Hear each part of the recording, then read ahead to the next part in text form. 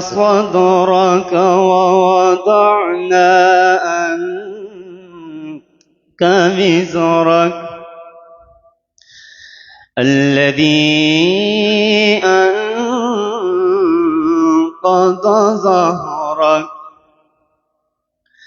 ورفعنا لك ذكرك فإن مع العسر يسرا إن مع العسر يسرا فإذا فرغت فانصب وإلى ربك فارغب صدق الله العظيم.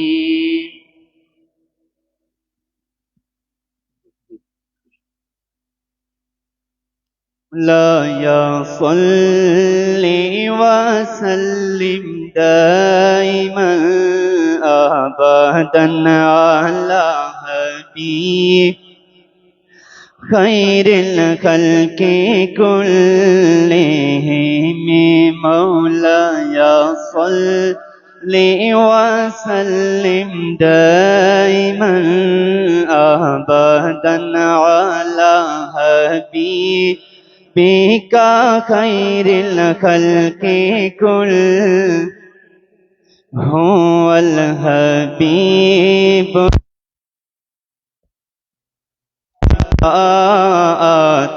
هو الحبيب الذي ترجى شفاعته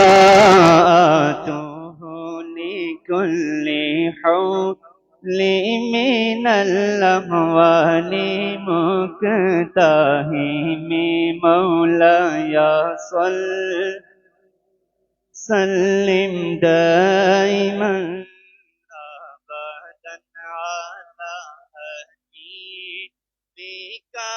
خير الخلق كل محمد سيد الكونين وثقلين محمد سيد الكونين وثقلين والفريق كإني من عرب ومن أعجم مولاي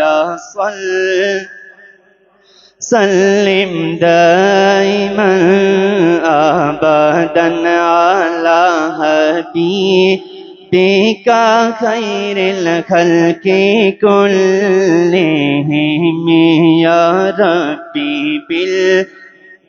مصطفى بلغ مقاصدنا يا ربي بالمصطفى بلغ مقاصدنا واغفر لنا ما مدى يا واسع الكرم مولاي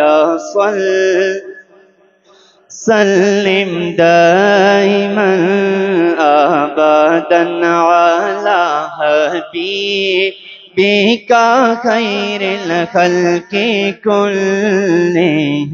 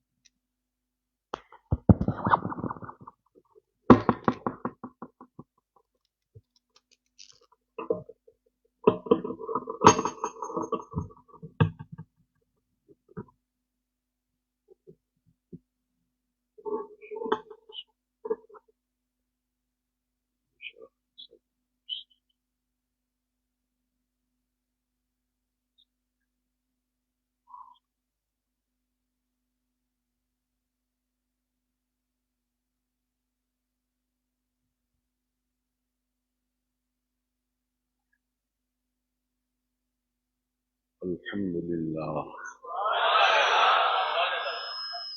الحمد لله رب العالمين، والصلاة والسلام على رسوله رحمة للعالمين، شفيع المذنبين، خاتم النبيين،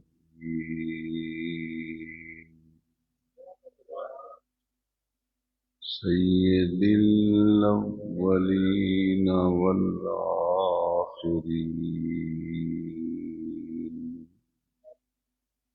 سيدنا ومولانا محمد رسول رب العالمين،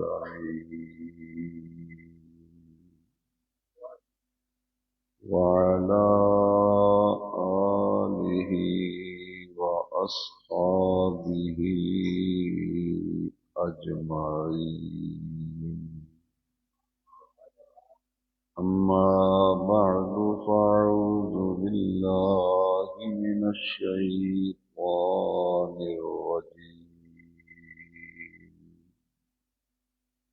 بسم الله الرحمن الرحيم. يا أيها الذين آمنوا اذكروا الله كثيرا وسبحوه بكرة وأصيلا. صدق الله مولانا العظيم، وبلغنا رسوله النبي الكريم الأمين، ونحن على ذلك لمن الشاهدين والشاكرين، والحمد لله رب العالمين. إن الله وملائكته يصلون على النبي، يا أيها الذين آمنوا صلوا عليه وسلموا تسليما. الصلاة والسلام عليك يا سيدي يا رسول الله، وعلى آلك وأصحابك يا سيدي يا خاتم النبيين.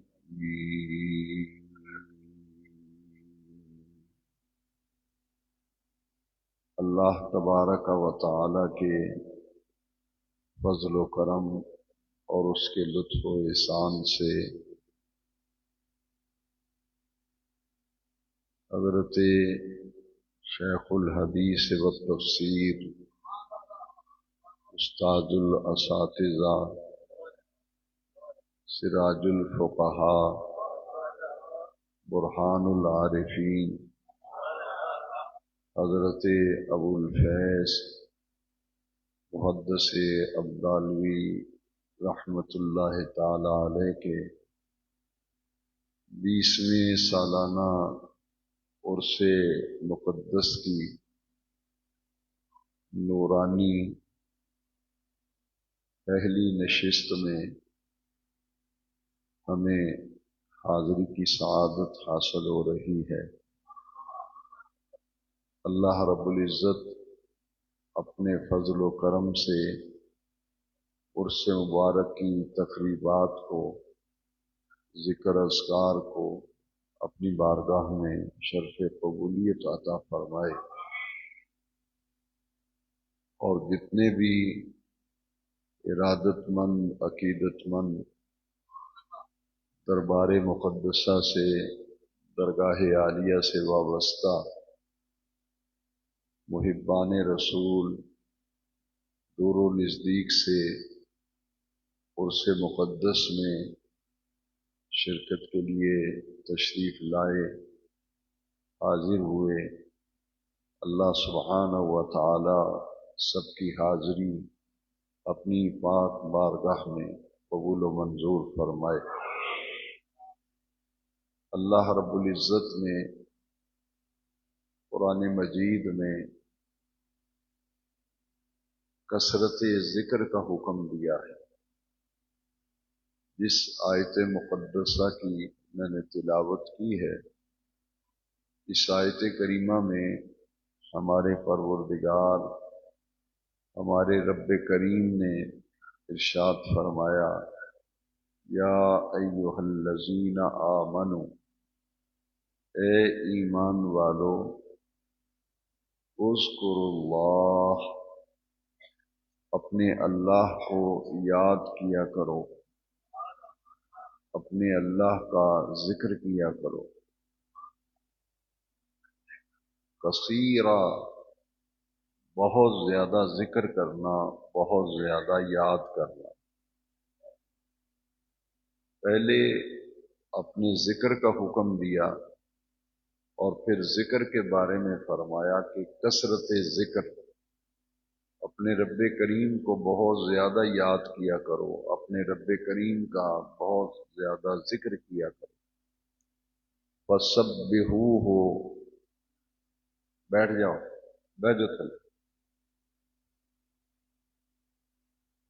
وسبحوہ بکرۃ واصیلا، اور اپنے رب کریم کا صبح اور شام تسبیح بیان کیا کرو، پاکی بیان کیا کرو۔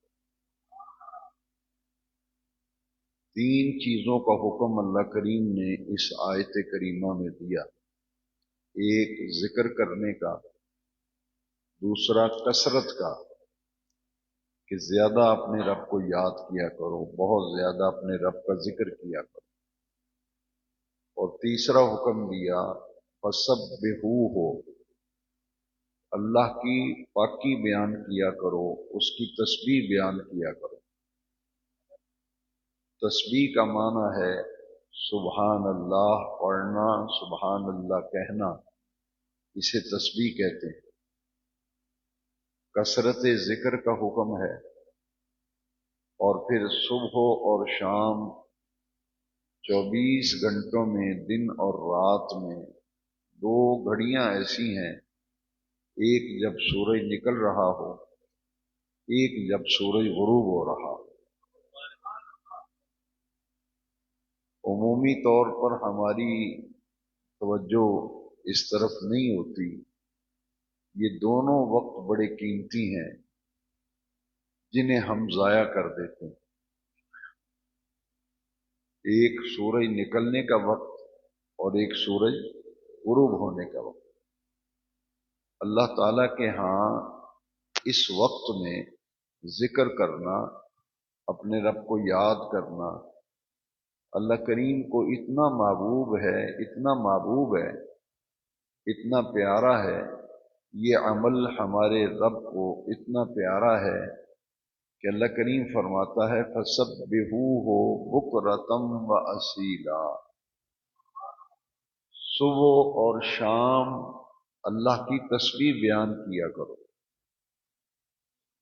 ایک آیت کریمہ میں سورج نکلنے سے پہلے اور سورج نکلنے کے بعد، اور سورج نکلنے سے پہلے، سورج نکلنے کے بعد، سورج غروب ہونے سے پہلے، سورج غروب ہونے کے بعد، یہ وقت بڑے قیمتی ہیں جنہیں عمومی طور پر ہم ضائع کر دیتے ہیں۔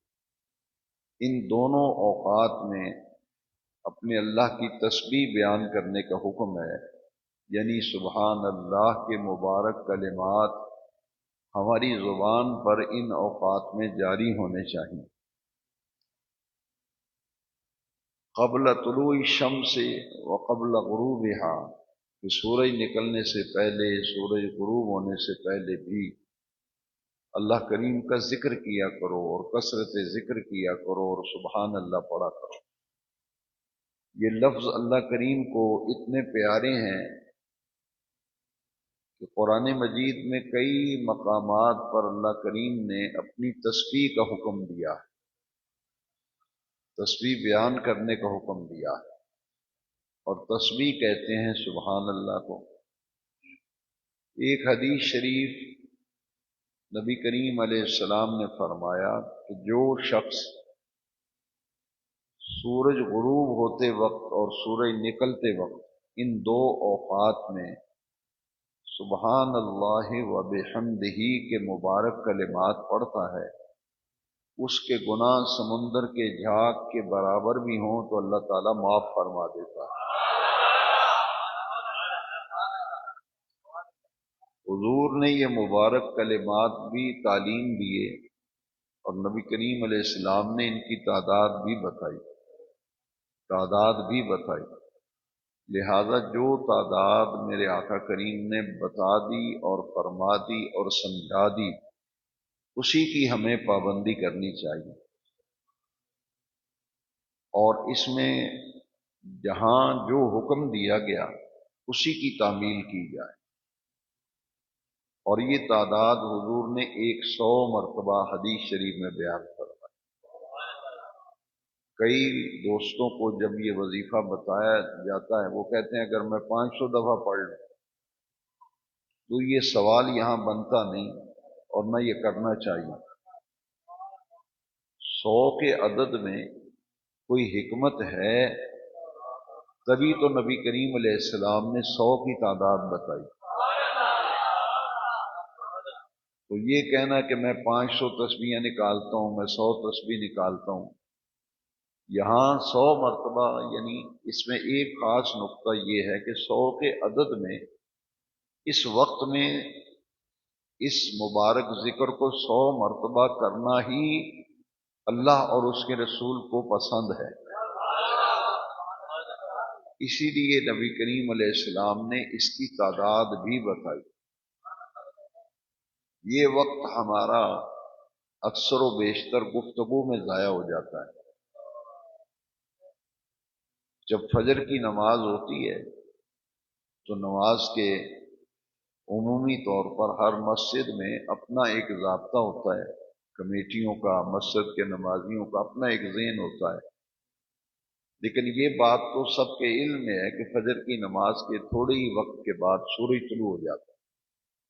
لہذا بزرگان دین کا یہ طریقہ تھا کہ فجر کی نماز کے بعد سورج نکلنے تک اور سورج نکلنے سے 15-20 منٹ تک وہ کسی سے گفتگو نہیں کیا کرتے تھے، کسی سے گفتگو نہیں کیا کرتے تھے، اور ہم جیسے ہی فجر کی نماز ختم ہوتی ہے تو 5-10 نمازی اکٹھے ہو کے پورے شہر کی باتیں کرتے ہیں، ایک دوسرے کی گفتگو کرتے ہیں، اور مسجد میں بیٹھ کر دنیا کی باتیں کرنا یہ تو ویسے ہی نیکیوں کے لیے تباہی کا سبب ہے، نیکیوں کے ضائع ہونے کا سبب بنتا ہے۔ اس لیے اتنا سفر کر کے آپ تشریف لائے عرس مبارک میں خاص توجہ چند امور کی طرف آج دلانا چاہتا ہوں، اور وہ یہ ہے کہ ہمارے دین میں ان دو اوقات کی بڑی تاکید ہے، بڑی پابندی ہے، اسی لیے سورج نکلنے سے پہلے بھی ایک نماز ہے جو نماز فجر ہے۔ یہ فجر سے کی نماز جو ہے یہ طلوع الفجر سے پہلے ہے، اور یعنی سورج غروب طلوع ہونے سے پہلے ایک نماز ہے جس کا نام صلاۃ الفجر ہے، اور ایک نماز ہے جیسے ہی سورج غروب ہوتا ہے تو غروب آفتاب کے ساتھ ہی مغرب کا وقت شروع ہو جاتا ہے، اسی لیے ادھر سورج غروب ہوتا ہے، اذان شروع ہوتی ہے، اور چند ہی لمحوں کے بعد پھر مغرب کی نماز پڑھی جاتی ہے۔ جتنے بھی اہل محبت، پیار کرنے والے دور و نزدیک سے تشریف لائے ہیں، میں سب کو آج ایک تحفہ دینا چاہتا ہوں، وہ یہ ہے کہ آج سے اس بات کا پکا عہد کر لو کہ یہ دو وقت بڑے قیمتی ہیں. ایک تو یہ بات ذہن میں رکھو، ان اوقات میں اور آپ ہم حد الوسع کوشش کریں کہ اس وقت دنیا کی کوئی بات ہم نہ کریں. کوئی بہت ضروری کام ہو تو وہ ہم کریں، بہت ضروری بات ہو تو کریں، لیکن کوشش پھر بھی یہ ہونی چاہیے کہ سورج نکلنے سے 15-20 منٹ پہلے اور سورج غروب ہونے سے 10-15 منٹ پہلے، 10-15 منٹ بعد، مغرب کی نماز کے بعد، یہ وقت جو ہے یہ صرف ذکر میں بسر ہو. ہماری زبان پہ صرف ذکر ہی ہو اور اس کے علاوہ کوئی چیز نہ ہو. اور جو ذکر کرنے والا ہے اللہ کریم کا، نبی کریم علیہ السلام نے اس ذکر کرنے والے کی فضیلت بیان کی ہے. جو بندہ یہ کام کرتا ہے اللہ کے ذکر والا، نبی کریم علیہ السلام نے فرمایا غافلوں میں اللہ کا ذکر کرنے والا ایسے ہے جیسے سوکھی ہوئی گھاس میں ایک ہرا بھرا تنکا ہوتا ہے. اگر پورے محلے میں ان دونوں اوقات میں کسی کی نہ اللہ کی طرف توجہ ہو، نہ اللہ کے رسول کی طرف توجہ ہو، نہ فجر کی اذان کی پرواہ، نہ مغرب کی اذان کی پرواہ، ان دونوں اوقات کو ضائع کرے، تو حضور نبی کریم علیہ السلام کی حدیث کے مطابق اس وقت میں جو اپنے رب کو یاد کرے گا، اپنے رب کا نام جپے گا، اپنے رب کا نام ذکر کرے گا، اس کی مثال ایسے ہے ان سارے غافلوں میں جیسے سوکھی ہوئی گھاس میں ایک ہرا بھرا تنکا ہوتا ہے. کتنا پیارا عمل ہے اور کتنا پیارا اس کا نفع ہے. ہماری بہت سی بیماریاں، ہماری بہت سی تکلیفیں، ہماری بہت سی پریشانیاں وہ ہمارے اپنے عمل کی وجہ سے ہوتی ہیں. ہماری زندگی غفلت میں گزر رہی ہے، ہم اللہ اور اس کے رسول سے دور ہوتے چلے جا رہے ہیں، ہمیں اپنی قبر اور آخرت بھولتی چلی جا رہی ہے. عرس شریف میں آنے کا ایک مقصد ہوتا ہے، اور وہ مقصد یہ ہے کہ دین کی تعلیم وہ حاصل کی جائے، دین کی باتیں سیکھی جائیں. بیعت ہونے کا بھی یہ مقصد ہے. رسماً مرید ہونے سے کچھ فائدہ نہیں ہوتا، کچھ حاصل نہیں ہوتا. جب تک مرشد کی تعلیمات پر وہ جو سبق دیں، اس سبق کو جب تک پڑھا نہ جائے اور جس بات کی طرف توجہ دلائے مرشد، جب اس بات کی طرف بندہ توجہ ہی نہ کرے، اہمیت ہی نہ دے، تو پھر ایسے شخص کو اپنے پیر سے کوئی فائدہ حاصل نہیں ہوتا. جتنی مرضی مٹھائیاں لائے، جتنے مرضی کام کرے، ہاتھ چومے، کچھ فائدہ نہیں جب تک پیر کی بات ہی نہیں ماننی. اور جس سلسلے میں بھی آپ بیعت ہوں تو پہلا سبق جو بیعت ہوتے وقت ہے وہ 5 وقت کی نماز ہے. پہلا سبق جب آدمی بیعت ہوتا ہے تو وہ دین کی سیڑھیاں چڑھنا شروع کرتا ہے، عمل کی وادی میں قدم رکھتا ہے. تو بندہ پہلی سیڑھی پہ ہی قدم نہ رکھے تو اوپر کیسے جائے گا؟ آپ جہاں کھڑے ہیں پوری زندگی وہیں کھڑے رہیں گے، کہیں کہ مجھے 5 سال ہو گئے بیعت ہوئے، 3 سال ہو گئے بیعت ہوئے، تو آپ تو وہیں کھڑے ہیں، اسی پہلی سیڑھی پہ قدم ہی نہیں رکھا آپ نے، تو اوپر کیسے جائیں گے؟ بیعت کا یہ مقصد ہوتا ہے کہ بندے کی روحانی کیفیات جو ہیں وہ اوپر کی طرف جائے. ایک ظاہری نظام ہے اور ایک باطنی نظام ہے، ایک روحانی نظام ہے، ایک جسمانی نظام ہے. تو جسم کی غذا جو ہے وہ ناشتہ کرتے ہیں، دوپہر کا کھانا کھاتے ہیں، شام کا کھانا کھاتے ہیں، پھر رات سوتے وقت کچھ نہ کچھ کھا پی کے لوگ سوتے ہیں، صبح اٹھتے ہیں، صبح اٹھتے ہی کوئی چائے پیتا ہے، صبح صبح کوئی نہ کوئی. یہ جسم کی ضرورت ہے. یہ ساری چیزیں، کھانا پینا، ناشتہ، دوپہر کا کھانا، یہ ساری چیزیں تو جسم کی غذا ہے. لیکن ہماری روح کو کیا غذا کی ضرورت نہیں ہے؟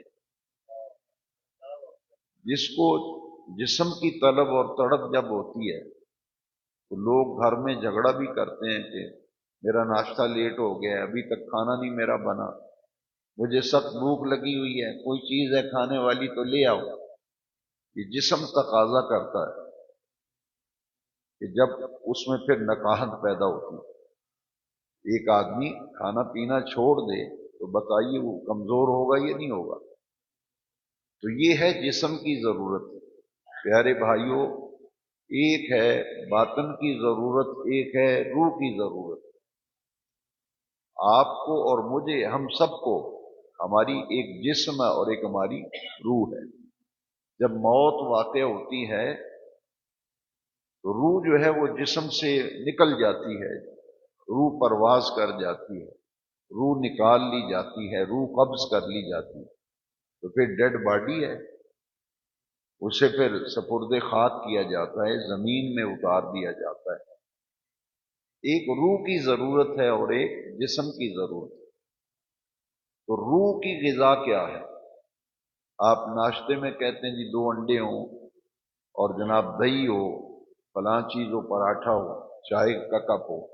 ہر آدمی کی اپنی ایک مزاج اور طلب و تڑپ ہے۔ میں آپ سے یہ پوچھنا چاہتا ہوں کہ آج میں اور آپ مل کر ہم غور کریں کہ کیا ہماری روح کو ضرورت نہیں ہے غذا کی؟ روح کی غذا کیا ہے؟ بے نیاز رب نے روح کی غذا جو ہے وہ 5 وقت کی نماز رکھی۔ روح کی غذا 5 وقت کی نماز۔ جس طرح آپ جسم تر و تازہ رکھتے ہیں، نہاتے ہیں، غسل کرتے ہیں، وہ کہتے ہیں کہ میں ذرا فریش ہو جاؤں، تازہ دم ہو جاؤں۔ جب آپ جسم کا خیال رکھیں گے تو ظاہری طور پر آپ تر و تازہ رہیں گے، فریش رہیں گے، لیکن جب روح کو غذا ملتی ہے تو بندے کی روح طاقتور ہوتی ہے، بندے کی روح طاقتور ہوتی ہے۔ ایک دنیا کے پہلوان ہیں، ایک دین کے پہلوان ہیں۔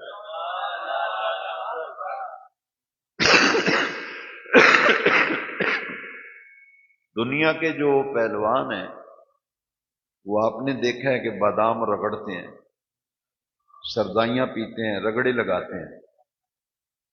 پہلوان وہ اپنی غذا اچھی کرتا ہے۔ ایک دین کے پہلوان ہیں، جو دین کے پہلوان ہیں انہیں اولیاء اللہ کہتے ہیں۔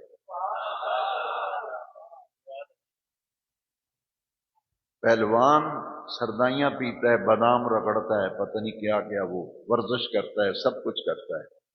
اللہ کے ولی رگڑا لگاتے ہیں تہجد کا۔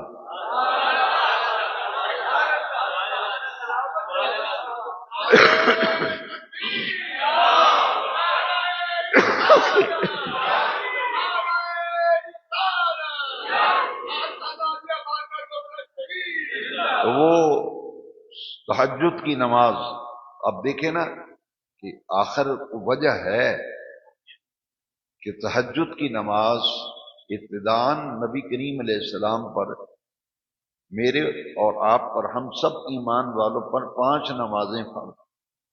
نبی کریم علیہ السلام پر تہجد کی نماز فرض تھی۔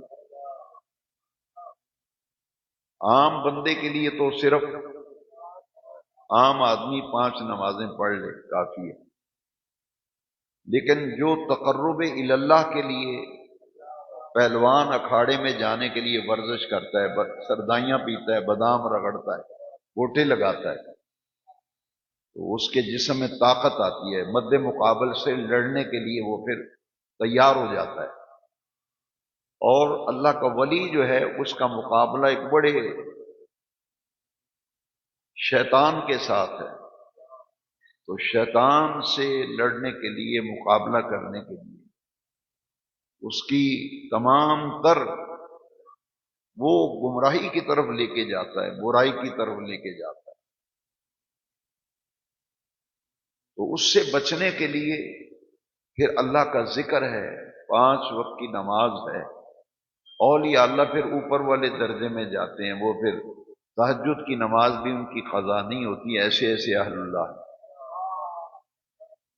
پھر اس کے بعد ان کے اشراق کی نماز ہے، چاشت کی نماز ہے، مغرب کے بعد اوابین کی نماز ہے۔ یہ تو مقربین کا کام ہے نا، اسی لیے ہر ایک کی قبر پر نہ عرس ہوتا ہے، نہ ہر ایک کی قبر پر کوئی جاتا ہے۔ جنہوں نے تہجد کے رگڑے لگا لگا کر، اوابین کی سردائیاں پی پی کر، جنہوں نے اپنی روح کو طاقتور کیا ہوتا ہے، جنہوں نے اپنی روح کو طاقتور کیا ہوتا ہے، وہ پھر دنیا سے چلے بھی جائیں، فوت بھی ہو جائیں، لیکن روح اتنی طاقتور ہوتی ہے، روح اتنی طاقتور ہوتی ہے کہ ان کے مرنے کے بعد بھی، وصال کے بعد بھی، ان کے مزارات سے لوگ فیض لیتے ہیں۔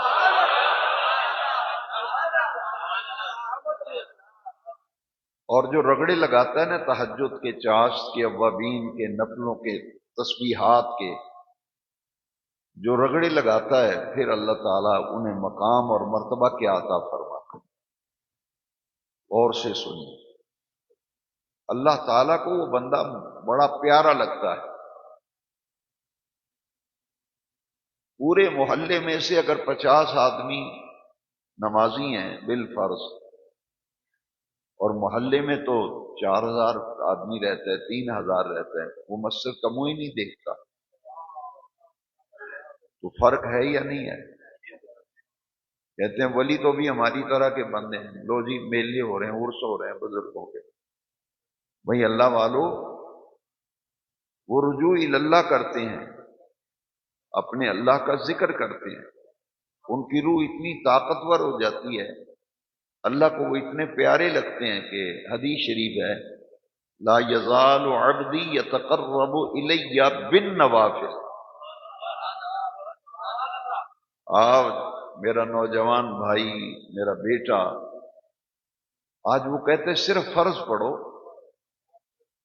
صرف فرض پڑھو، جمعے کے فرض پڑھو، بس سنت و نفلوں کی کوئی ضرورت نہیں، باقی تمام نمازوں میں صرف فرض پڑھو، نفلوں کی کوئی ضرورت نہیں۔ دیکھا دیکھی لوگ سنتیں بھی چھوڑ رہے ہیں، لوگ نفل بھی چھوڑ رہے ہیں، لیکن میں ایک حدیث آپ کو جو سنا رہا ہوں، یہ حدیث قدسی ہے، حدیث قدسی ہے، جو فرمان رب کریم کا ہو اور بیان نبی کریم علیہ السلام فرمائے، راوی حضور ہوں اور حضور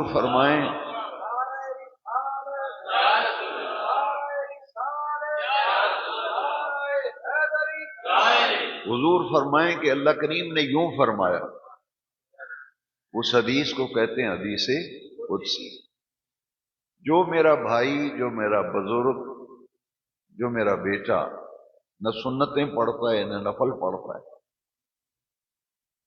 اور وہ فرض صرف پڑھتا ہے، میں ان سب کو اپنی طرف متوجہ کرنا چاہتا ہوں، بالخصوص ان کو اور بالعموم تمام سامعین کو، کہ اگر مجھے اس حدیث قدسی کی سمجھ نہیں آئی تو آپ میں سے جو سمجھدار ہے وہ مجھے پھر سمجھا دے۔ یہ حدیث کے لفظ اتنے سیدھے سادہ ہیں کہ عام فہم ہے کہ ہر پڑھے ہوئے اور بے پڑھے شخص کے دل میں اتر جاتے ہیں۔ حدیث کے لفظ ذرا سنیں، حدیث قدسی کے، لا یزال عبدی یتقرب الی بالنوافل۔ چلو باقی لفظ نہیں، ایک لفظ تو میرے ساتھ بولیں تاکہ یہ پتہ چلے کہ نفل کی کوئی حیثیت ہے یا نہیں ہے۔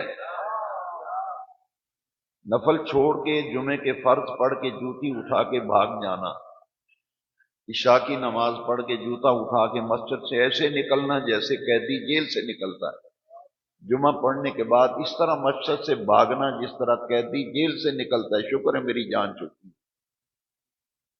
میں ان سب کی توجہ چاہتا ہوں کہ مجھے اس حدیث قدسی کا معنی اگر مجھے نہیں سمجھ میں آیا تو مجھے سمجھا دے۔ ایک لفظ آپ کو میرے ساتھ کہنا پڑے گا، بن نوافل۔ میں وہ حدیث پھر پڑھتا ہوں، لا یزال عبدی یتقرب الی، سارے بولیں، لا یزال عبدی یتقرب الی یہاں فرض ہے، یہاں فرض کا لفظ ہے، یہاں کس کا لفظ ہے؟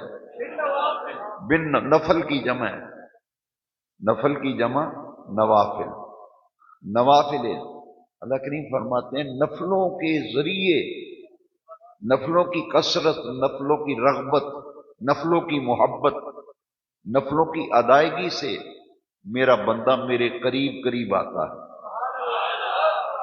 معلوم یہ ہوا کہ نفل ایک ایسی عبادت ہے جو بندے کو رب کے قریب کرتی ہے۔ نفل ایک ایسی عبادت ہے جو بندے کو رب کے، آپ اتنا سفر کر کے آئے، رات بھر جاگ کر سفر میں رہ کر یہاں پہنچے ہیں، تو میرا تو فرض ہے نا کہ آپ جس پیار محبت جس چاہت سے آئے، جس عقیدت سے آئے ہیں، یہاں سے کچھ تحفہ لے کے جائیں۔ الحمدللہ یہ عرس روایتی عرس نہیں ہوتا، اور اس کے اندر میں تبدیلیاں کر رہا ہوں، اور ہو سکتا ہے کہ کچھ وقت ایسا بھی آ جائے کہ یہ عرس صرف فجر سے 9-10 بجے تک ہوا کرے۔ اصل مقصد تو دین سیکھنا ہے، لوگوں کو باندھ کے رکھنا یا لالا لالا کرنا، یہ تو اس کا مقصد ہی نہیں۔ میں تو اس پر بھی غور کر رہا ہوں کہ 1-2 گھنٹے میں کچھ 3 گھنٹے میں چند باتیں سیکھیں، اپنی دعا کر کے گھروں کو جائیں، کچھ حاصل تو ہو بھئی، کیا لینے گئے تھے اور اس میں کیا فائدہ ہوا ہے؟ قوم کدھر جا رہی ہے؟ مسجدیں ہماری خالی ہیں، مسجدیں ہماری، جمعے میں کیا حالت ہے؟ جمعے کا اصل مقصد یہ ہے کہ امام سے آنے سے پہلے محراب سے لے کے مسجد کی آخری حد تک لوگ پہلے سے انتظار میں ہو، اور خطیب آئے اور ممبر پہ بیٹھ کے خطبہ دے اور جماعت کرا دے۔ ہماری مسجدوں میں جمعے میں کیا حالت ہے؟ فرائض پڑھ کے مسجد میں 5 منٹ بعد کو بندہ نظر نہیں آتا، سلام ہوتا ہے، لوگ سلام پھیرتے نکلتے ہیں۔ دیکھا دیکھتی جن جگہوں پہ یہ کام ہوتا ہے ان کی طرف دیکھ دیکھ کر، وہ ہم سنا کرتے تھے خربوزہ خربوزے کو دیکھ کے رنگ پکڑتا ہے۔ میرے بہت ہی پیارے بھائیوں، میں اپنی جان سے آپ سب کو عزیز رکھتا ہوں۔ سب سے مشکل وقت اس دور میں وقت دینا ہے، وقت دینا۔ آپ مجھ سے اگر محبت کرتے ہیں، دربار عالیہ سے آپ عقیدت رکھتے ہیں، درگاہ مقدسہ حضرت محدث ابدالی سے آپ کی ارادت ہے، نسبت ہے، آپ بیعت ہیں اس مبارک سلسلے میں، تو بیعت تو یہ چاہتی ہے کہ بندے کے اندر تبدیلی آئے، بندے کے اندر، تو بیعت ہونے سے پہلے ہی بے عمل، بعد میں بھی بے عمل، پھر فائدہ کے اندر۔ آج کے عرس میں چاہتا ہوں کہ ہم ایک سبق سیکھیں، ایک پیغام، ایک میسج آپ تک پہنچا دوں، آپ پھر اپنے پیر بھائیوں تک پہنچائیں۔ کوشش کریں کہ زیادہ سے زیادہ لوگ اس پیغام کی طرف رجوع کریں، اس پیغام کی طرف آئیں کہ بھئی ایک جسم کی غذا ہے، ایک روح کی غذا ہے۔ روح کی غذا کیا ہے؟ قرآن مجید میں دیکھیے نا، اللہ کریم نے فرمایا الا بذکر اللہ تطمئن القلوب۔ ہر آدمی سکون چاہتا ہے، مجھے سکون ملے۔ لوگ کہتے ہیں جی مال بہت آتا ہے لیکن سکون نہیں ہے، بے چینی بہت ہے۔ بھائی جس چیز میں چین ملتا ہے وہ تو نہ تیرے پاس ہے نہ میرے پاس ہے، پھر چین آئے گا کہاں سے؟ تیرے اور میرے رب نے تو فرمایا الا بذکر اللہ تطمئن القلوب۔ آیت ہے قرآن کی، میں کسی شاعر کا شعر نہیں پڑھ رہا، میں شاعر کا، آپ شعر سنتے ہیں، میں تو قرآن سناتا ہوں۔ شعر سنو، شعر ہمارا ذوق ہے، شعر ہمارا، لیکن اصل جو مغز ہے وہ تو اللہ کا قرآن ہے، مصطفیٰ کا فرمان ہے۔ دو ہی چیزیں۔ بھائی آج کے عرس سے یہ پیغام لے جاؤ، ایک جسمانی نظام ہے، ایک روحانی نظام ہے۔ روحانی نظام کے لیے اللہ کا ذکر بہترین غذا ہے۔ روح کو طاقتور کرنا چاہتے ہیں تو ٹانک بہترین جو ہے وہ تو اللہ پاک کا ذکر ہے، اور یہ زندگی بھر نہ بھولنا، زندگی بھر نہ بھولنا۔ جو اس عاجز سے بیعت ہے، میں اسے کہوں گا کہ اپنے دل کی تختی پہ لکھ لے کہ ہمارے دین میں سب سے بڑا فرض، سب سے بڑی ذمہ داری، سب سے بڑی ڈیوٹی 5 وقت کی نماز ہے۔ میرے بھائی، اس سے بڑی کوئی ڈیوٹی نہیں، اس سے بڑی کوئی ذمہ داری نہیں۔ قیامت کے دن جب اعمال کا حساب و کتاب ہوگا تو سب سے پہلے جس عمل کا حساب ہوگا وہ کیا ہے؟ 5 وقت کی نماز۔ وہ 5 وقت کی نماز۔ ایک حدیث شریف میرا دل چاہ رہا ہے تاکہ جو بات میں آج آپ کو سمجھانا چاہتا ہوں، بتانا چاہتا ہوں، تقریریں تو آپ دن رات سنتے ہیں، تقریر سنانا مقصد نہیں، نہ میں آپ کو تقریر سنانے کے لیے بیٹھا ہوں اس وقت میں یہ میرا ذہن ہے، میرا یہ خیال ہے، میں یہ سوچتا ہوں، لوگوں کو کہتا ہوں، بتاتا ہوں کہ بھائی ایک مسلمان پر سب سے بڑی ذمہ داری تو فرض نماز ہے۔ اور میرے آقا کریم نے ایک مرتبہ صحابہ کرام سے پوچھا، بڑی توجہ سے سنیے، آپ پیسہ خرچ کر کے آئے، آرام چھوڑ کر آئے، فجر میں یہاں پہنچے، تو کچھ سیکھیں، کچھ سمجھیں، اپنے اندر تبدیلی لائیں، میں بھی اپنے آپ کو بدلوں، آپ بھی بدلیں، ہم بدلیں، ہم ایسے ہو جائیں جیسے اللہ رسول چاہتے ہیں۔ پھر دنیا میں بھی عزت ملتی ہے، آخرت میں بھی عزت ملتی ہے، جب بندہ ذہن بنا لے میں نے اپنی زندگی کو اللہ اور اس کے رسول کے احکام کے تابع کر لینا ہے، دین کو اپنے تابع نہیں کرنا کہ میری مرضی سے دین چلے، پھر تباہی ہے، پھر بربادی ہے، پھر ہلاکت ہے۔ اگر میں اور آپ اللہ رسول کی احکام کی طرف رجوع کریں گے، پوری کوشش کریں اس پر عمل کرنے کی، اور ایسے بن جائیں جیسے رب چاہتا ہے کہ میرے بندے ایسے ہوں، جس طرح رسول کریم چاہتے ہیں کہ میرے امتی ایسے ہوں، جیسے شیخ کامل یہ چاہے کہ میرا مرید ایسے ہو۔ ہم تو ان لوگوں سے ہم نے فیض لیا ہے، ہم تو ان کے مرید ہیں۔ جو مٹھائی کا ڈبہ مرید لے کے آتا تھا تو کہتے تھے اس مٹھائی کی جگہ 2 اینٹیں میری مسجد مدرسے کے لیے لے آتا تو مجھے زیادہ خوشی ہوتی۔ ہم تو ان پیروں کے ماننے والے، یہ نہیں تم خالی ہاتھ آئے ہو جی، تم مٹھائی نہیں لائے، چینی کی بوری عرس کے لے آؤ۔ اس آستانے سے، اس درگاہ سے کبھی مرید سے کوئی تقاضا نہیں کیا، نہ کبھی نہ کوئی چندہ مانگا گیا، نہ کوئی سفیر رکھا ہے برائیوں کرنے کے لیے، کچھ نہیں ہے الحمدللہ۔ کتنے لوگوں سے میں پیسے مانگتا ہوں، چندہ مانگتا ہوں، میں تو ایک چیز مانگتا ہوں، بس اللہ رسول سے پیار کرو، بس اللہ رسول کی محبت دل میں رکھو، سب سے بڑا فرض، اس سے بڑا کوئی فرض نہیں۔ تو بیعت ہونے کے بعد جو نماز نہیں پڑھتا اس کو پیر سے فیض نہیں ملتا، نہیں ملتا۔ وہ پہلی سیڑھی پہ ہی قدم ابھی نہیں رکھا، دوسری سیڑھی پہ کیسے جائے گا؟ اور سے حدیث شریف سنیں، نبی کریم علیہ السلام نے فرمایا کہ اگر تمہارے گھر کے سامنے کوئی نہر چلتی ہو، نہر، کسی کے گھر کے سامنے نہر ہو، اس نہر میں 5 وقت وہ نہا لے، 5 وقت وہ غسل کرے، نہائے۔ حضور صحابہ سے گفتگو فرماتے ہوئے آقا نے فرمایا بتاؤ میرے صحابیوں، میرے غلاموں، بتاؤ کہ 5 وقت اس نہر میں نہانے والے کے جسم پر کوئی میل کچیل باقی رہے گا؟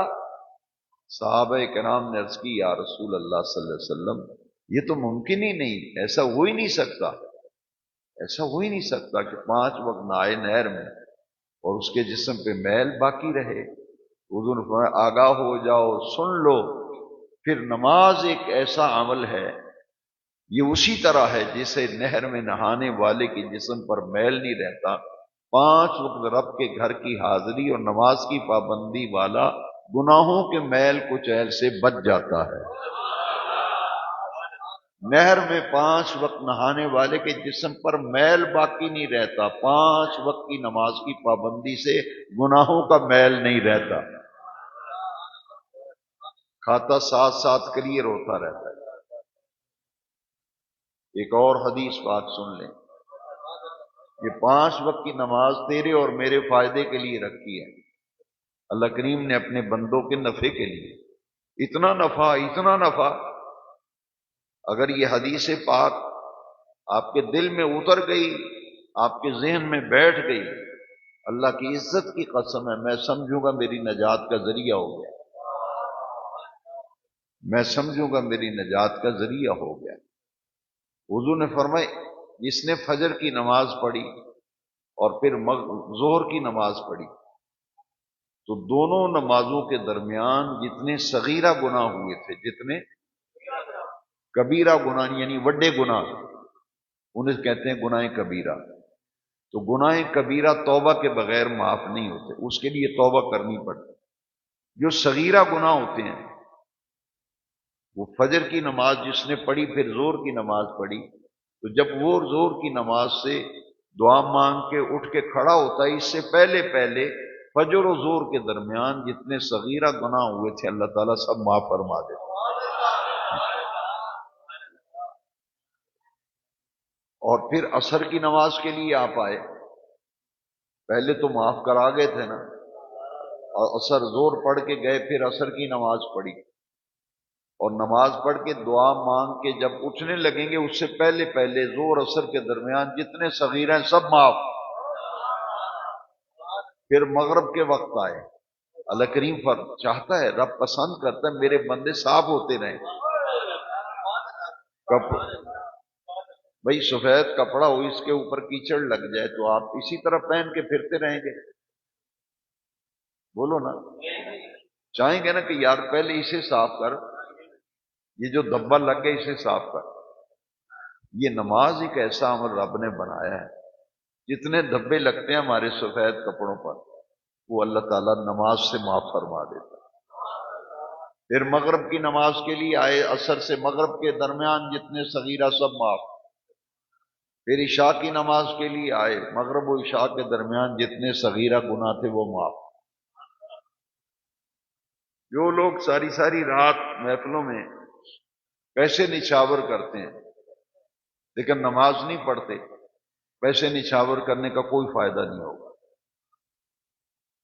میرے اعلیٰ حضرت نے لکھا ہے کہ اگر فرض ذمے ہوں تو نفلی عبادت فائدہ نہیں دیتی، کہ فرض تو بندہ پڑھے ہی نہ، فرض نفلوں کی طرف بھاگے، نفلی کام کرے مستحبات۔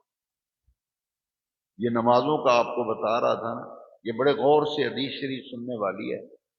میرے والد صاحب رحمۃ اللہ تعالی علیہ اکثر یہی فرماتے، جن کے عرس میں آئے ہو وہ یہی فرماتے تھے جو ساری رات محفلیں کرے، محفلوں میں بیان بھی کریں، خطاب بھی کریں، کیسے وہ تربیت فرماتے تھے ساری رات محفلوں میں بندہ گزارے، فجر کی نماز نہ پڑھے، اس سے بہتر یہ ہے کہ ساری رات گھر پہ سویا رہے، نماز تو پڑھے نہ فجر۔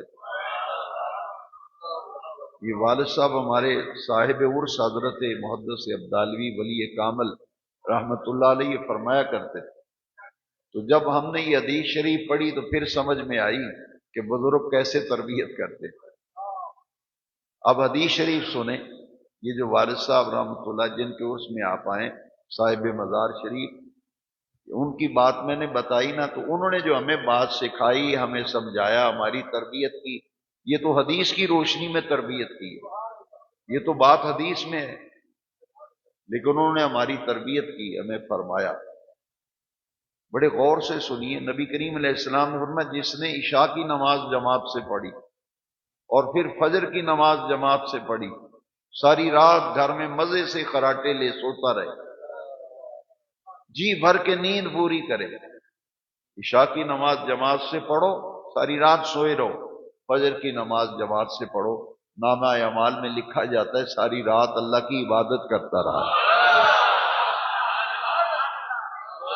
نامہ اعمال میں لکھا جاتا ہے ساری رات اللہ کی، بھائی عبادت تم نے کی نہیں، عبادت تو کی نہیں، ساری رات خراٹے مارتے رہے، سوئے رہے، لیکن نامہ اعمال میں لکھا گیا ساری رات اللہ کی۔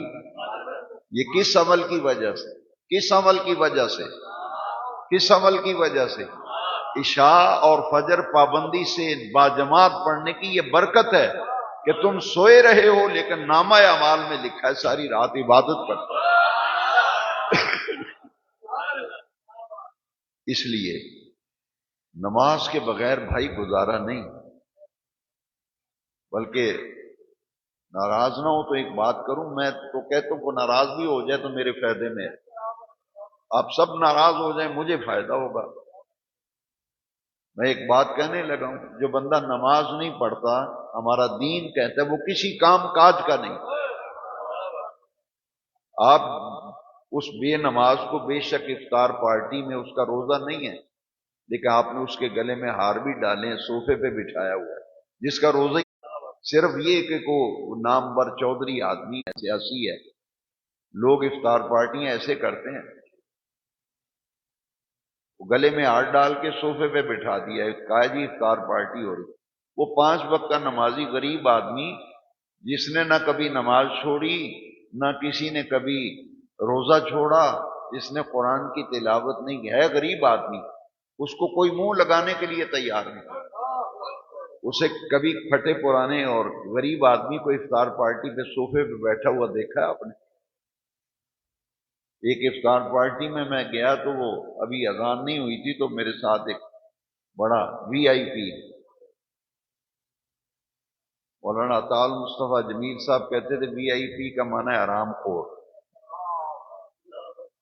میں اپنی طرف سے نہیں کہہ رہا، وہ فرماتے تھے نہ نماز پڑھتا ہے نہ روزہ پڑھتا رکھتا ہے، تو جو نیکی کرنے والا ہے اس کی معاشرے میں قدر نہیں ہے۔ کیوں؟ اس لیے کہ قدریں بدل گئیں۔ میرے ساتھ بیٹھا ہوا تھا، ابھی اذان نہیں ہوئی تو اس نے وہ کوئی چیز اٹھائی، کھجور یا کیا تھی، وہ کھانے لگا۔ میں نے کہا ابھی تو روزہ نہیں کھلا، میرے کان میں کہتا میرا روزہ نہیں اس واسطے کھا دی۔ بیٹھا ہوا صوفے پہ فرنٹ سیٹ پہ، وہ فرنٹ سیٹ پہ بیٹھا ہے، افطار پارٹی والوں نے فرنٹ سیٹ پہ اسے بٹھایا ہوا۔ یہ سب رسمی افطار پارٹیاں ہیں۔ مسجد میں کوئی افطاری کراتا ہے، کسی غریب نمازی کو روزہ کھلاتا ہے، ہمارے سارے کام رسم بن گئے۔ بھائی میں حدیث سنا رہا تھا، اس حدیث کی طرف لا رہا ہوں، لا یزال عبدی یتقرب الی، پھر کہیں کیونکہ آپ نفل چھوڑتے جا رہے ہیں، آپ سنتیں بھی چھوڑتے جا رہے ہیں، آپ دعا نہیں مانگتے نماز کی، آپ جمعے کی دعا نہیں مانگتے، جبکہ میرے آقا نے فرمایا الدعاء مخ العبادہ، دعا عبادت کا مغز ہے، دعا عبادت کا آپ کو مغز نہیں چاہیے۔ اور حضور نے فرمایا الدعاء هو العبادہ، دعا خود عبادت ہے۔ ایسے ایسے مقتدی ہیں کہ امام دعا مانگ رہا ہے، وہ امام کے ساتھ دعا نہیں مانگتے۔ میں نے کئی مرتبہ یہ مشاہدہ کیا، امام دعا مانگ رہا ہے، مقتدی کا کام ہے صرف آمین کہنا، کیونکہ جو آمین کا معنی ہی نہیں لوگوں کو پتا۔ مقتدی کا کام ہے امام دعا مانگے، مقتدی کہیں آمین۔ آمین کا معنی ہے یا اللہ جو امام دعا مانگ رہا ہے اسے قبول فرما۔ آمین کا معنی ہے یا اللہ قبول فرما، یا اللہ قبول فرما۔ تو امام دعا مانگتا ہے، مقتدی اپنی علیحدہ مانگتا ہے۔ میں نے دیکھا ہے ہاتھ اٹھائے ہوئے، امام دعا مانگ رہا ہے، مقتدی اپنی علیحدہ دعا مانگ رہا ہے، پڑھ رہا ہے۔ جب امام دعا مانگ رہا ہے تو پھر آمین، آمین کا معنی ہے یا اللہ قبول فرما۔ اب نفل لا یزال عبدی یتقرب الی بالنوافل، میرا بندہ فرضوں کی پابندی کے بعد، فرضوں کی یہ ہے نقطہ جو میں سمجھانا چاہتا ہوں۔ پہلوان، روحانی پہلوان، اللہ کے ولی پہلے نمازوں فرضوں کی پابندی کرتے ہیں، جب فرضوں کے پابند ہو جاتے ہیں پھر نفلوں کی کثرت اور رغبت اور گھوٹے لگاتے ہیں اچھی طرح سے، پھر الا اللہ کی ضربیں دل پہ لگاتے ہیں، پھر لا الہ الا اللہ کے گھوٹے لگاتے ہیں، سبحان اللہ کا ذکر کرتے ہیں۔ یہ ان کی سردائیاں ہیں، یہ ان کے گھوٹے ہیں اولیاء اللہ کے۔ پھر ان کی روح اتنی طاقتور ہو جاتی، اتنی طاقتور ہو جاتی ہے کہ بے نیاز رب نے پھر ان کے بارے میں فرمایا الا ان اولیاء اللہ، کہتے ہیں یہ بابوں کے پیچھے جاتے ہیں، بابوں کو ماننے والے ہیں، یہ درباروں پہ جاتے ہیں، پیروں فقیروں کو مانتے والے۔ بھائی یہ تو رب ان کو قرآن میں ذکر کر رہا ہے، جن کے عرصوں پہ آپ جاتے ہو قرآن انہیں کہتے ہیں الا ان اولیاء اللہ، ولی اللہ کی جمع ہے اولیاء اللہ۔ اللہ کی نے فرمایا خبردار اللہ کا معنی کیا ہے؟ سارے بولیں اللہ کا معنی۔ رب کو پتا تھا ایک وقت آئے گا میرے ولیوں کی دشمنی ہوگی، عداوت ہوگی، بغض ہوگا، لوگ کہیں گے جی پیرا فقیران نو منن والے نے، یہ بابیاں دے پیچھے جان والے نے۔ بے نیاز رب نے قرآن میں آیت کریمہ نازل فرمائی ہے الا ان اولیاء اللہ، لیکن لفظ خبردار کا استعمال کیا ہے۔ الا کا معنی ہے خبردار، ان اولیاء اللہ، بلا شبہ جو اللہ کے ولی ہیں، لا خوف علیہم، ان پر کوئی خوف نہیں، ولا ہم یحزنون، اور نہ انہیں کسی قسم کا غم ہوگا، نہ خوف نہ غم۔ کن کو؟ اولیاء اللہ۔ تو اولیاء اللہ جو ہیں یہ مقام ان کو کیسے ملتا ہے؟ جن کے عرس پہ آئے ہو، یہ کامل ولی تھے اللہ کے۔ یہ مسجد ہے، مسجد کا محراب گواہ ہے۔ 1954 سے لے کے 1954 اس طرح سمجھ گیا، 1954 سے لے کے 2003 تک اس مسجد کے محراب، آپ اندازہ فرمائیں،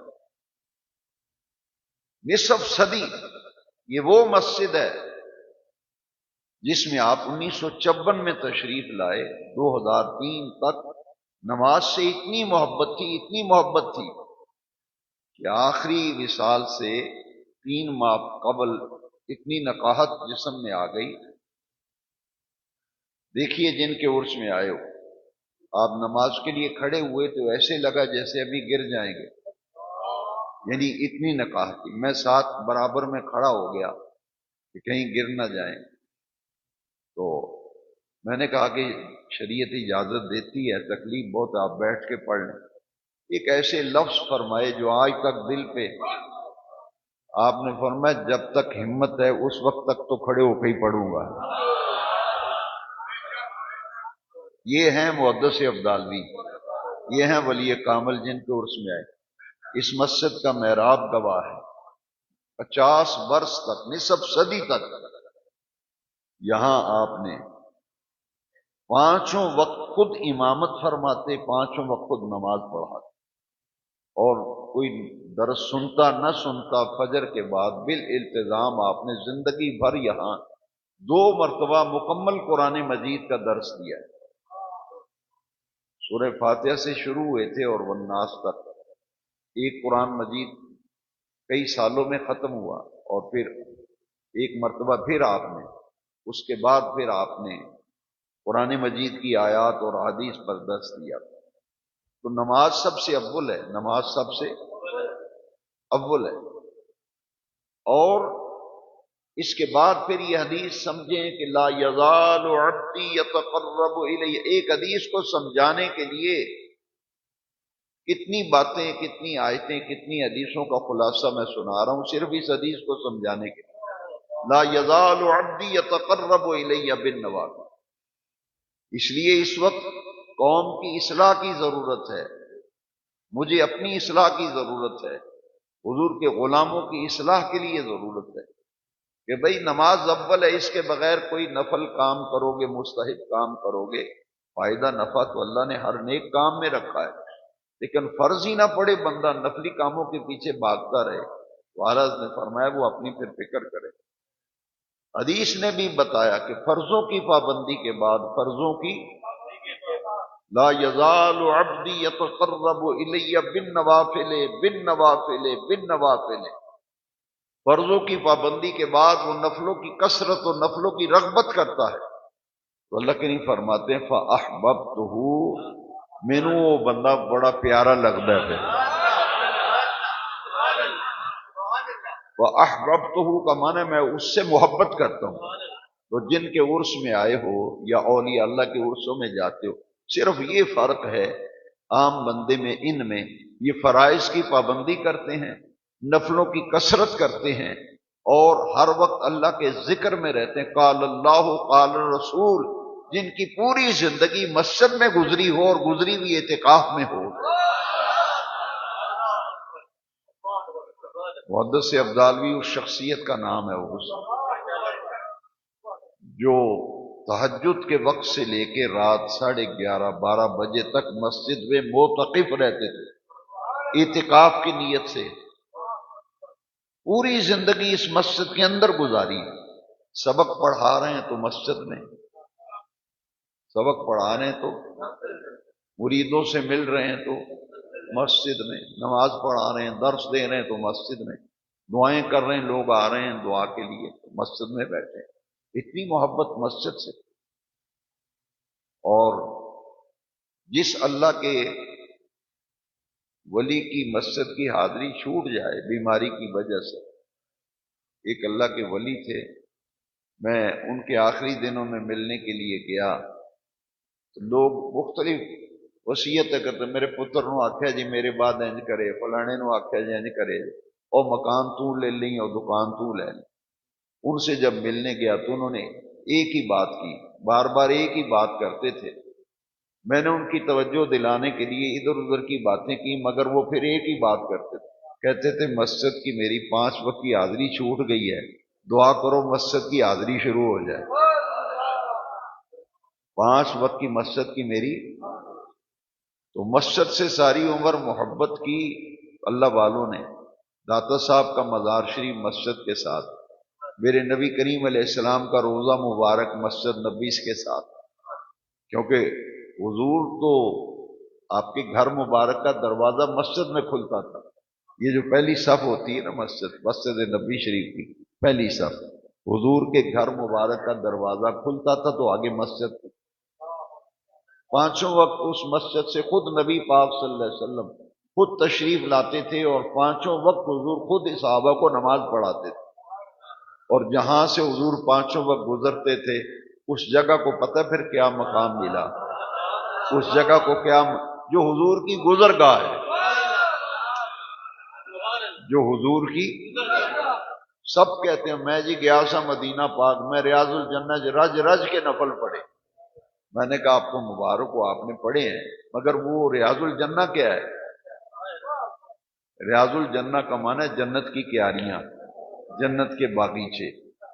یہ ایک جگہ ہے جو حضور کے گھر کے دروازے، سمجھ رہے ہیں، حضور کے گھر کے دروازے سے حضور کے ممبر تک، یہ محراب نبی ہے، یہ ممبر رسول ہے مدینہ پاک، یہ درمیان میں جو جگہ ہے نا اسے کہتے ہیں ریاض الجنہ۔ کیوں؟ ریاض الجنہ حضور کی گزرگاہ ہے، حضور کی، رب کو اپنے محبوب سے اتنا پیار ہے، یہ تو گزرگاہ ہے۔ فرمایا ما بین بیتی و ممبری روضۃ من ریاض الجنہ، میرے گھر اور میرے ممبر کے درمیان جو جگہ ہے یہ جنت کی کیاریوں میں سے کیاری ہے۔ تو نماز کے بغیر تو بھائی کچھ نہیں۔ 5 وقت کی نماز کی پابندی ہوگی، پھر نفلوں کی کثرت، نفلوں کی رغبت۔ لا یزال عبدی یتقرب الی بالنوافل، اللہ فرماتا ہے میرے قریب آنے کے لیے، رب کے، میرا بندہ فرضوں کی پابندی کے بعد میرے نیڑے نیڑے قریب قریب آنے کے لیے کیا کرتا ہے؟ نفلوں کی کثرت۔ لو جی نفل کا یہ فائدہ ہے، اللہ کا قرب حاصل ہوتا ہے، بندہ رب کے قریب ہوتا ہے۔ یہاں آپ تو کہتے یار میری اس ایم پی این سلام دعا کرا دے، کسی شہر میں جسے کو پہلے پوچھتا نہ ہو، جب وہ ایم پی اے بن جاتا ہے نا، پھر کتوں کی طرح دم ملاتے ہوئے لوگ اس کے پیچھے جاتے ہیں، کہتے ہیں یار ادنا میری سلام دعا بنوا دے، پھر چائے کی دعوت کریں گے، کبھی کھانوں کی دعوت کریں گے، ہے جی۔ لیکن کبھی سوچا آپ نے، تم دنیا داروں کے قریب ہونے کی کوشش کرتے ہو، ولی اللہ کے قریب ہونے کی کوشش کرتے ہو۔ ولی اللہ کے قریب ہونے کے لیے کیا کرتا ہے؟ اس کی دعوتیں کرتا ہے، خوش آمدیں کرتا ہے؟ نہیں، لا یزال عبدی یتقرب الی بالنوافل، بالنوافل، تم نفل چھوڑتے ہو، نہیں پڑھتے، تو رب فرماتا ہے میرے قریب میرا ولی، اس لیے میرا وہ ولی بنا، اس لیے میرے قریب آیا، اس نے فرضوں کی پابندی کے بعد نفلی عبادت کی کثرت کی، اللہ کو اس سے محبت ہو گئی، اللہ کو اس سے، اور جب محبت ہو، سنو پھر یہ عرس میں جو آتے ہو، داتا صاحب کے عرس میں آپ گئے، سلطان باہو کے عرس، بابا فرید صاحب، وہ آپ کی رشتہ داری ہے، بھئی رشتہ دار فوت ہو جائے تو آپ جاتے نہیں ہیں، لیکن ولیوں کے مزار پہ ضعیف سے ضعیف آدمی کہہ رہا ہے میں داتا صاحب چل رہا ہوں، عرس لگا ہے. لو سنو یہ کیوں، یہ درویشوں کے ڈیروں پہ جو رونقیں ہوتی ہیں، مزارات پہ جن کی رونقیں ہوتی ہیں، سلطان باہو رحمت اللہ علیہ نے ان اولیاء کے بارے میں قبر جنا دی جیوے باہو، قبر جنا دی جیوے باہو. یہ ہے فلسفہ. اللہ فرماتا ہے مجھے اس بندے سے محبت ہو جاتی ہے، یہ پھر ولی بنتے ہیں. ان کے پاس دعائیں کیوں کراتے ہیں، ان کے مرید کیوں ہوتے ہیں، ان کے مزارات میں کوئی نقطہ یہ ہے. اللہ فرماتے ہیں جبریل، جس بندے سے محبت ہو جائے، دعا جبرائیل، اللہ جبریل کو بلاتا ہے. جبریل کہتا ہے یا رب جلیل، اللہ فرماتے ہیں جاؤ جبریل آسمانوں میں بھی اعلان کر دو، زمین میں بھی اعلان کر دو اللہ کو فلاں بندے سے محبت ہو گئی ہے. اے زمین والو تم بھی اس سے محبت کرو، آسمان والو تم بھی اس سے محبت کرو. یہ ہے راز. بس یہ اللہ کے محبوب ہوتے ہیں. اللہ کے یہ 3 لفظ اپنے دل پہ رکھ لو. نوجوان نسل کو گمراہ کیا جا رہا ہے ولیوں سے دور کرنے، لفظ بابا کا استعمال کر کے. لیکن دل پہ دیکھ لو یہ بابے جو ہیں نا، جنہیں وہ بابا کہتے ہیں، ہم تو انہیں اولیاء اللہ کہتے ہیں. یہ اللہ کے محبوب ہیں، اللہ کے اللہ ان سے محبت کرتا ہے. حدیث قدسی میں نے آپ کو سنائی. دوسرا یہ اللہ کے مقرب ہیں، اللہ کے محبوب، اللہ ان سے محبت کرتا ہے. اللہ کے مقرب یہ اللہ کے قریب ہیں، یہ اللہ کے. اسی حدیث میں یتقرب کا لفظ ہے، اسی حدیث میں احببت کا لفظ ہے. یہ حدیث بتاتی ہے کہ ولی اللہ کے محبوب بھی ہوتے ہیں، اللہ کے مقرب بھی ہوتے ہیں، اللہ کے پیارے ہوتے ہیں. اور اللہ فرماتے ہیں جاؤ اعلان کر دو مجھے فلاں بندے سے محبت ہو گئی ہے، تم بھی اس سے محبت کرو. جبریل جب آسمانوں میں اعلان کرتا ہے زمین میں، تو پھر لوگوں کا رجوع اس اللہ والے کی طرف ہونا شروع ہو جاتا ہے جس سے اللہ محبت کرتا ہے. ان سے جو دعائیں کرانے جاتے ہیں وہ یہی حدیث ہے جو میں سنا رہا ہوں نا، ابھی مکمل نہیں ہوئی. یہ آخری حصہ بڑے غور سے سنیں. اللہ کریم نے فرمایا لئن سألنی، پوری توجہ سے حدیث سنیے، پھر پتہ چلے گا مزارات پہ دعا کیوں مانگتے ہیں. ولی زندہ ہوں تو کیوں دعائیں کراتے ہیں، ان کے پاس جاتے کیا ہوں. بہت یہ لفظ حدیث کے زبانی یاد کر لو. بے نیاز رب نے فرمایا میرا وہ ولی یتقرب الیہ، میرے قریب ہے، میں اس سے محبت کرتا ہوں. لئن سألنی لأعطینہ، اللہ فرماتا ہے مجھے اپنی عزت کی قسم، میرا وہ بندہ جو میرے قریب بھی ہے، میرا محبوب بھی ہے، مجھ سے جو مانگتا ہے میں اسے ضرور ضرور عطا کرتا ہوں.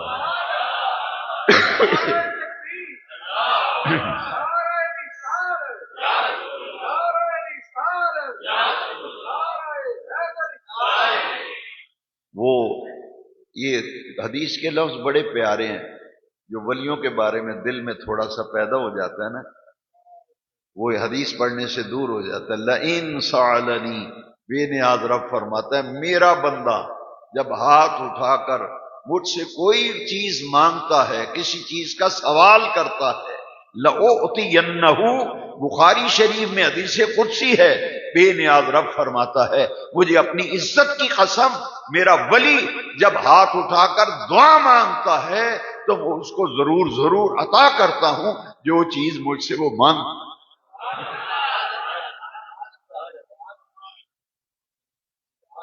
اور جو بندہ، ہماری دعائیں پتہ کیسی ہیں، ادھر دعا ہو رہی ہے تو مقتدی کہتا ہے کہ اس ویلے امام نے دعا ختم کرنی، پھر مسجد کمیٹی کو شکایت لگ دی، اے جی ہن ساڈا مولوی جڑا نا یہ تو دعا ہی بڑی لمبی مانگدا ہے یار. دعا مانگتے ہیں تو ہاتھ پتہ ہے کس طرح ہوتے ہیں ہماری دعائیں اس طرح ہیں. میں نے کئی نمازیوں کو، نماز دعا ہو رہی ہاتھ تو بند کیے ہوئے ہیں، اور کوئی دعا مانگ رہا ہے تو یہ شیشے دیکھ رہا ہے کیسے لگے ہیں پنکھے، کون آ رہا ہے کون جا رہا ہے. یہ ہماری دعائیں میرا دل چاہتا ہے میں آپ کو دعا کے بارے میں ایک حدیث شریف سنا دوں۔ اب تک جتنی میں نے باتیں کی ہیں میں نے 3 چیزیں سمجھا دی کہ نماز کے بغیر بندہ کسی کام کاج کا ہی نہیں۔ دین کی نظر میں تمہارے نزدیک وی آئی پی ہوگا، تمہارے نزدیک وی آئی پی ہوگا، لیکن دین کی نظر میں اللہ کی نگاہ میں زیرو ہے، کسی کام کا ہی نہیں وہ بندہ جو نماز نہیں پڑھتا۔ ایک تو یہ بات، اور دوسری بات یہ ہے کہ فرضوں کی پابندی کے بعد پھر نفلی عبادت کی ضرورت ہے، اس کی حاجت ہے، کیونکہ اللہ کے نزدیک تو بندہ اس وقت ہی ہوگا جب فرائض کی پابندی کرے گا، نفلوں کی کثرت کرے گا، وہ اللہ کے قریب ہو جاتا ہے بن نوافل۔ اور نفلوں کا ایک فائدہ اور ہے، قیامت کے دن اعمال کا جب حساب و کتاب ہوگا نا نمازوں کا، تو فرشتے کہیں گے یا اللہ اس بندے کی نمازیں فرض ہی پورے نہیں، اس کے تو حساب کتاب ہو رہا ہے، اس کے تو فرض ہی پورے نہیں۔ اللہ کریم فرمائیں گے اس کے کھاتے میں دیکھو نفل ہیں، کھاتے میں دیکھو نفل ہیں۔ فرشتے کہیں گے ہاں یا اللہ اس کے کھاتے میں نامہ اعمال میں نفل ہیں۔ اللہ کریم فرمائے گا اس کے نفل، اس کے فرضوں کے کھاتے میں ڈال کے نفلوں کے کھاتے سے اٹھا کر فرضوں کے کھاتے میں ڈال کے اس کے فرض پورے کر دو، اس کے فرض پورے کر دو۔ تو نفل پڑھنے کا فائدہ ہوا یا نہیں؟ معاذ اللہ معاذ اللہ، جس کو آئی لوگ بہت سن کے گمراہ ہوتے ہیں نا، وہ کہتا ہے یہ فالتو نماز ہے، سنتیں بھی فالتو نماز ہے، نفل بھی، یہ اس لیے لوگ نہیں پڑھتے، وہ سمجھتے ہیں یہ فالتو نماز ہے۔ جمعے کے بعد جو سلام پڑھا جب لوگ سمجھتے ہیں فالتو کام ہے، فالتو کام، جبکہ حضور نے فرمایا اکثر الصلاۃ علیہ، یہ پاگل ہے مولوی، وہ بندے پاگل نے جڑے نماز تو جمعے تو بعد سلام پڑھ دیں۔ کیوں پڑھتے ہیں؟ جسے تم فالتو اور بیکار سمجھ کے بھاگتے ہو۔ یہ ہے نبی پاک پر سلام، نبی پاک پر سلام۔ میں آپ سے پوچھتا ہوں نماز کے اندر حضور پہ سلام نہیں ہے؟ السلام علیکہ، نماز کے اندر سلام ہے۔ تو جمعے کو کیوں؟ یہ بے وقوف لوگ ہیں، پاگل ہیں جو جمعے کے بعد پڑھتے ہیں۔ کیوں پڑھتے ہیں؟ میرے آقا ابن ماجہ شریف میں سیاستہ میں حدیث شریف ہے، حضرت ابو درداء رضی اللہ عنہ اس حدیث کے راوی، اکثر الصلاۃ علیہ یوم الجمعہ، جمعے کے دن مجھ پر کثرت سے درود شریف پڑھا کرو، جمعے کے دن مجھ پر کثرت سے درود شریف پڑھا کرو۔ اور بزرگوں نے لکھا ہے کہ جمعے کی نماز کے بعد جو سلام پڑھا جاتا ہے وہ اس حدیث پر عمل کیا جاتا ہے کہ جمعے کے دن جو پیارے نبی پاک پر درود پاک پڑھتا ہے، سلام پڑھتا ہے، اللہ تبارک و تعالیٰ نے کہ پیارے محبوب نے حکم دیا ہے کہ جمعے کے دن مجھ پر کثرت سے درود و سلام پڑھا کرو۔ تو یہ نفلی عبادت ہے، جو نماز کے بعد صلات پڑھتے ہیں، جمعے کے بعد سلام پڑھتے ہیں، یہ کیا ہے؟ نفلی عبادت ہے، لیکن نفلی عبادت سے اللہ کا قرب حاصل ہوتا ہے۔ اس لیے میرے بھائیوں، میرا دینی فرض تھا کہ ہم ادھوری نماز پڑھتے ہیں، ہم ادھوری نماز پڑھتے ہیں، فرض پڑھ کے بس بھاگ گئے۔ سنت نفل یہ مکمل نماز ہے، سنت اور نفل مکمل نماز ہے، مکمل نماز۔ تو ادھوری نماز نہ پڑھو، مکمل نماز پڑھو۔ اس کے بعد جو آیت مقدسہ جس پہ میں نے تمہید باندھ کے گفتگو یہاں تک لے آیا، وہ آیت کریمہ پھر پڑھتا ہوں، اذکروا اللہ یا ایھا الذین آمنوا اذکروا اللہ، اپنے اللہ کو یاد کیا کرو، ذکر کیا کرو، فسبحوہ بکرۃ واصیلا، صبح کو بھی اللہ کا ذکر کیا کرو اور شام کو بھی اللہ کی تسبیح بیان کیا کرو، سبحان اللہ۔ حدیث شریف آپ سن چکے، تو میں آپ سے یہ گزارش کروں گا کہ سورج نکلنے سے کچھ دیر پہلے اور سورج غروب ہونے سے کچھ دیر پہلے یہ ذکر کے لیے اپنا یہ وقت اللہ کے ذکر کے لیے مختص کر دیں، اور اس وقت وہی ذکر کریں جو آمنہ کے لال نے فرمایا،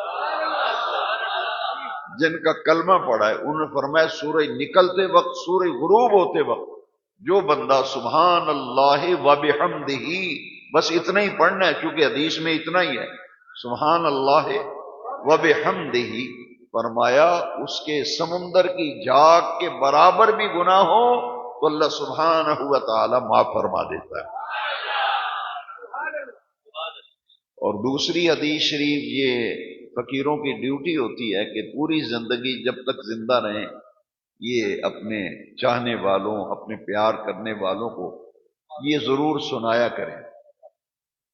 اگرچہ کوئی کہے یہ تو حدیث میں نے کئی مرتبہ سنی ہے، اور مجھے بھی آپ کہیں گے یہ تو آپ نے کئی دفعہ بیان کیا ہے، لیکن بار بار بیان کرنے کا مقصد یہ ہوتا ہے، جس طرح کسی آدمی کو کوئی کام کہتے ہیں نا، کام تو کہا ہوا ہے، کام، پھر کہتے ہیں یارو میں تینوں ایک کم آکھیا سی، میں تینوں ایک، یعنی یاد کرانا، ریمائنڈر، کہتے ہیں ریمائنڈر بھیجا ہے، یاد دانی۔ یہ عرس کے موقع پہ بھی یہ حدیث شریف صرف ریمائنڈر یعنی یاد دلاتا ہوں کہ بھول نہ جانا، بھول نہ جانا، جو سبق میں بار بار، اور بیعت ہونے والوں کے لیے بہت بڑا تحفہ ہے، ہر مرید کے لیے بہت بڑا تحفہ ہے، اور یہی محدث ابدالوی کا سبق و درس ہے، یہی ان کا درس ہے، یہی ہے، کیونکہ وہ محدث تھے۔ محدث اسے کہتے ہیں جو ساری زندگی نبی پاک کی حدیث پڑھائے۔ محدث اس لیے محدث ابدالوی آپ کے نام کے ساتھ، آپ کا اسم مبارک تو محمد عبد الکریم، اصل نام آپ کا محمد ہے، بلانے کے لیے میرے دادا جان نے ان کا نام عبد الکریم رکھا تھا۔ بعض لوگ ادورا نام لیتے ہیں، ادورا لکھتے ہیں، جب بھی لکھا کرو تو پورا نام لکھا کرو، محمد عبد الکریم۔ محفوظ الحق شاہ صاحب تھے بورے والا والے، وہ اشتہار میں لوگ لکھ دیتے تھے محفوظ الحق، محفوظ الحق خطیب اعظم بورے والا، تو وہ جب بھی آتے تقریر کرنے پہلی بات یہ کہتے تھے، یار میرے نام نال تو لفظ محمد نہیں لکھیا، میرے ماپیاں تے نام رکھیا محمد محفوظ الحق، تو تو میرا نام ادھورا لینا ہے۔ جب بھی حضرت محدث ابدالوی کا اگر آپ نام لیں تو پورا نام محمد عبد الکریم۔ آپ فرماتے تھے کہ اصل نام یہ ہے، بلانے کے لیے آگے عبد الکریم، اور آپ کے نام کے ساتھ آپ دیکھتے ہیں عرس محدث ابدالوی، محدث کہتے ہیں جو حضور کی حدیث پڑھائے، اور وہ شخصیت جس نے نصف صدی 50 سال اس مسجد کے محراب میں 5 وقت کی نماز خود پڑھائی، 50 برس آپ نے جمعے کا خطبہ دیا اس شہر میں، اور 50 سال علوم دینیاں پڑھائے، سارا دن کا ان کے پڑھنے پڑھانے میں گزرتا تھا۔ غوث الاعظم نے فرمایا نا، درست العلم حتی صرت قطبا، کہ کتب کیسے بنے؟ فرمایا علم پڑھتے پڑھاتے مقام قطبیت پہ فائز ہو گئے۔ سارا دن پڑھنے پڑھانے میں محدث ابدالوی رحمۃ اللہ۔ تو یہ جب بخاری شریف حدیث شریف کی کتاب آپ پڑھاتے تھے، اور جب حدیث پاک کا دورہ مکمل ہوتا تھا تو پھر ختم بخاری ہوتا ہے، آپ بھی اشتہار پڑھتے ہیں ختم بخاری شریف، ختم بخاری شریف میں ایک ہی حدیث بیان ہوتی ہے، کتنی؟ آخری حدیث۔ ختم بخاری یہ ہوتا ہے کہ جن طلباء نے حدیث شریف کا دورہ کیا ہوتا ہے، جب ان کو سند دی جاتی ہے، دستار دی جاتی ہے، تو آخری حدیث اس دن پڑھائی جاتی ہے جس دن انہیں سند ملتی ہے اور پگڑی ملتی ہے وہاں۔ تو یہ حدیث شریف بخاری شریف کی آخری حدیث ہے۔ میں نے تو کہتے رہنا ہے، سناتے رہنا ہے، تاکہ جو سبق بھول جائے اسے دوبارہ یاد ہو جائے۔ اس حدیث پر میں ختم کرتا ہوں۔ نبی کریم علیہ السلام نے فرمایا، اس حدیث کے راوی ہیں حضرت ابو ہریرہ، وعن ابی ہریرہ رضی ختم عنہ قال قال رسول اللہ صلی اللہ علیہ وسلم کلمتان خفیفتان علی اللسان ثقیلتان فی المیزان حبیبتان الی الرحمن۔ یہ اسے کہتے ہیں حسن صوت۔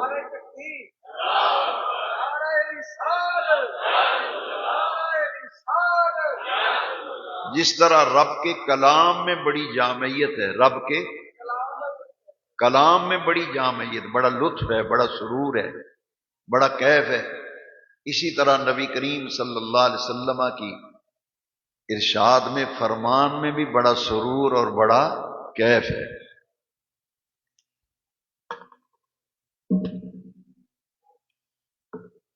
قرآن کا سنو،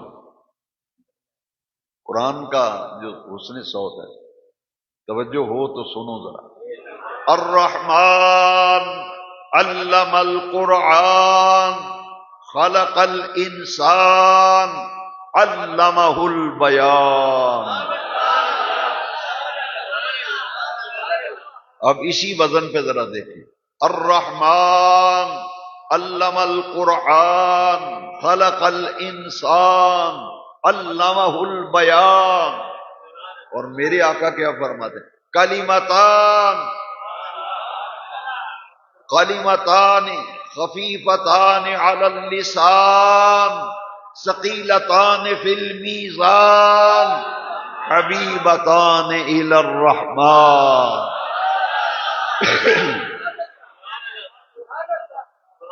وہ رب کا کلام ہے، یہ مدینے والے کا فرمان ہے۔ اس لیے مجھے کوئی بلائے نہ بلائے، تقریر سنے نہ سنے، پسند کرے نہ کرے، میں تو بھائیو، میں تو اللہ کا قرآن سناتا ہوں یا مصطفیٰ کا فرمان سناتا ہوں۔ تسی پاویں آکھو شعر نہیں پڑھیا، کوئی طرز نہیں لائی، کوئی سر سواد ہی نہیں، کوئی سر سواد والا مولوی سدو سراں لان والا، گلوکار بلا لو سراں سراں لان والے۔ میں تو یہی سناؤں گا۔ میں پھر پڑھتا ہوں تاکہ میں اور آپ مل کر اللہ کے قرآن اور مدینے والے فرمان کی چس لیں، ہم اس کا مزہ، اس کا کیف و سرور ہی بڑا ہے۔ سنا کرو قرآن، سنا کرو مصطفیٰ کا فرمان، اسی میں خیر ہے، اسی میں بھلائی ہے، اسی میں نجات ہے۔ سنیے پھر، الرحمن علم القرآن خلق الانسان علمہ البیان۔ اور حضور کا فرمان سنیں، تاجدار مدینہ کا کلام سنیں۔ حضور خاتم الانبیاء خاتم النبیین، میرے آقا کا فرمان۔ حضرت ابو ہریرہ راوی بخاری شریف کی آخری حدیث، کلمتان خفیفتان علی اللسان ثقیلتان فی المیزان حبیبتان الی الرحمن۔ الرحمن علم القرآن خلق الانسان علمہ البیان۔ اب اس حدیث کا ترجمہ سنو، پھر مل کر وہ کام کریں گے۔ اذکر اللہ، اپنے اللہ کا ذکر کیا۔ اس حدیث کا ترجمہ سنو، نبی پاک صلی اللہ علیہ وسلم، حضور نور، نبی نور و رحمت، حضور خاتم النبیین خاتم الانبیاء علیہ تحیۃ والثناء، آخر الانبیاء، جن پر نبوت کا دروازہ بند کیا گیا، میرے آقا خاتم النبیین ہیں۔ فرماتے ہیں دو کلمے ایسے ہیں، کلمتان، لوگوں دو کلمے ایسے ہیں، خفیفتان علی اللسان، زبان پر بہت ہی ہلکے ہیں، بڑے آسان ہیں، ان پڑھ سے ان پڑھ بندہ بھی اس کی زبان پر یہ لفظ جاری ہو جاتے ہیں۔ خفیفتان کا معنی ہے یہ دونوں کلمے بہت ہلکے ہیں۔ کہاں ہلکے؟ علی اللسان، زبان پر بہت ہلکے لفظ ہیں، آسانی سے جاری ہو جاتے ہیں۔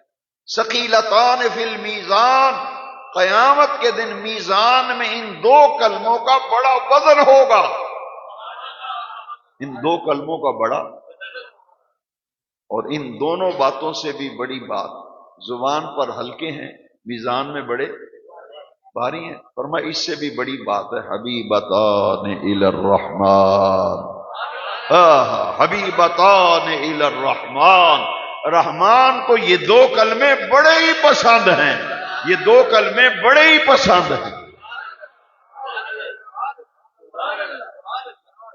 حبیبتان الی الرحمان، رحمان کو یہ دو کلمے بڑے پسند ہیں۔ پھر حضور نے وہ دو کلمے بھی سکھلائے، سبحان اللہ و بحمدہ سبحان اللہ العظیم۔ اچھا پڑھ کے دیکھا نا، حضور نے فرمایا خفیفتان علی اللسان، زبان پر بہت ہلکے ہیں لیکن وزنی اتنے ہیں کہ قیامت کے دن جب ان کلمات کا وزن ہوگا پھر پتہ چلے گا۔ ثقیلتان، بہت بھاری ہیں دونوں کلمے۔ کہاں؟ فی المیزان، ترازو جب اعمال تلیں گے تو پھر پتہ چلے گا ان کلموں کا وزن کتنا ہے۔ اور سب سے بڑی بات یہ ہے کہ تمہارے رحمان کو، تمہارے رب کو، تمہارے پروردگار کو، تمہارے اللہ کریم کو یہ دو کلمے بڑے پسند ہیں، بڑے پسند ہیں، بڑے پسند ہیں۔